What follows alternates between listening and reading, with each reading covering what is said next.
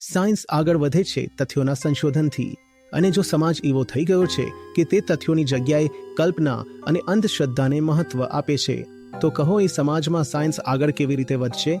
જ્યાં વૈજ્ઞાનિક વિષયો પર પણ બાબા લોકો આવીને જ્ઞાન વાંચી રહ્યા હોય, ત્યાં રાષ્ટ્ર કેવી રીતે આગળ વધશે? આ સમયે તમને ભારતના કેટલા શીર્ષ વૈજ્ઞાનિકોના નામ ખબર છે, કે શિક્ષણવિદોના નામ ખબર છે, કે અર્થશાસ્ત્રીઓના નામ ખબર છે? કહો, તમને ખબર છે જે આપણા સારામાં સારા છે પણ વૈજ્ઞાનિકો, અર્થશાસ્ત્રીઓ વગેરે, તે બધા અમેરિકામાં બેઠા છે. અહીં ના એમના માટે સંસ્થા છે અને ના માન્યતા છે. અને એક બીજી નવી વસ્તુ આપણે હવે શીખી છે.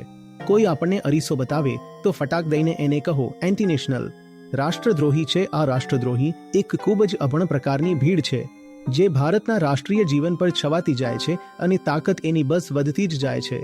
અને બિલકુલ આપણી ફરજ બને છે કે આપણે ફરીવાર દુનિયાના દરેક ક્ષેત્રમાં ચમકીએ, અને એવા ચમકીએ કે દુનિયાને પ્રકાશ આપીએ અને માર્ગ બતાવીએ.